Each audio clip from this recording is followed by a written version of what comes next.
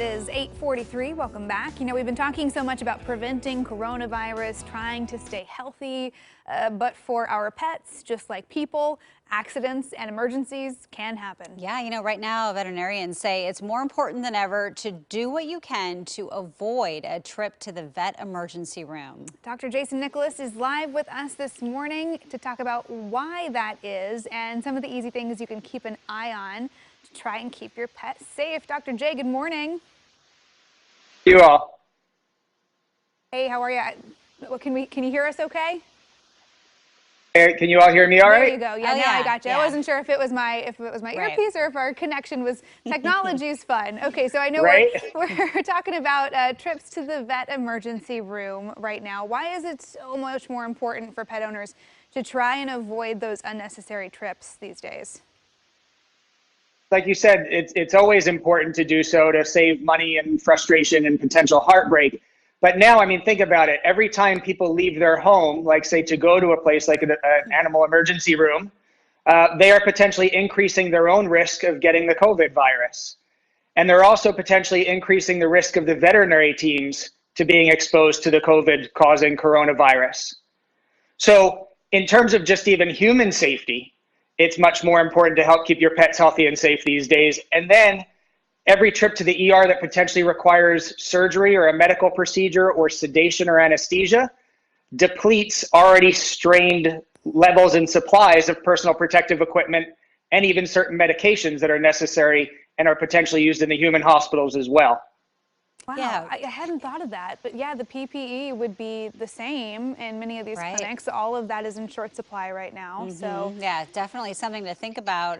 What are some of the two, I guess, biggest health hazards that are around homes right now when it comes to pets? Ones that really kind of increase in likelihood now, especially if people have young kids at home. Maybe you're trying to occupy their time with, say, baking.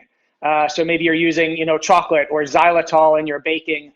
Maybe you're trying to do some homemade bread if you can find yeast in the shops, and uncooked yeast bread dough can cause serious problems for pets.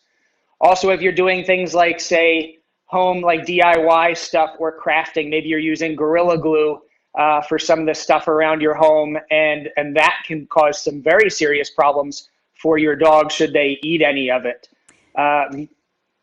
Sorry. yeah, you mentioning the Gorilla Glue. I know you guys actually did a really interesting kind of simulation of what Gorilla Glue can do in a pet's stomach. I think we've got your video here if we can show it. I had no idea that it was so harmful for pets, and apparently it tastes kind of sweet to them, so they would want to try and eat it. Dogs actually get into this stuff on a pretty regular basis, and it's all similar glues as well. And it's because it tastes and smells sweet to them. And these dogs need surgery to remove these masses. So again, that's depleting necessary personal protective equipment and even some of the medications that are used for sedation and anesthesia also on the human side. So if you're doing crafting, things like that, if you're taking this advantage of, quarantine to do some of those home repair projects, be really careful. Yeah, that simulation is pretty You can see the glue disturbing there. It's wild. It like watch. Oh my blows up. gosh. It turns into a big mass. I had Yeah. no idea that it would do that.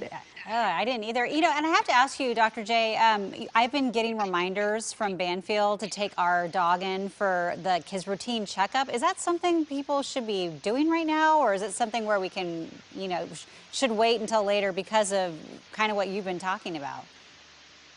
Part really, a lot of vets have changed the way they're providing care right now. A lot are doing curbside drop-off and things of that nature. For the most part, if your pet is, say, an adult and they're just due for a vaccine booster and they're otherwise healthy, then sure, trying to put that off, like talk to your vet to be certain, but putting that off for a month or two till we're on the other side of this is a good idea. Now, if you've got a new puppy or a new kitten and they need to complete their vaccination series, their puppy or kitty vaccination series at this point, again, talk to your vet, but those ones would be probably prioritized and still necessary. But things like nail trims that don't have a medical reason or anal gland problems, try and put off what you can if possible.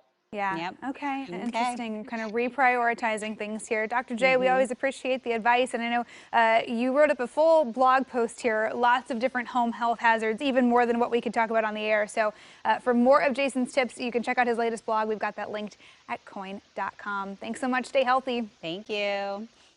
Bye.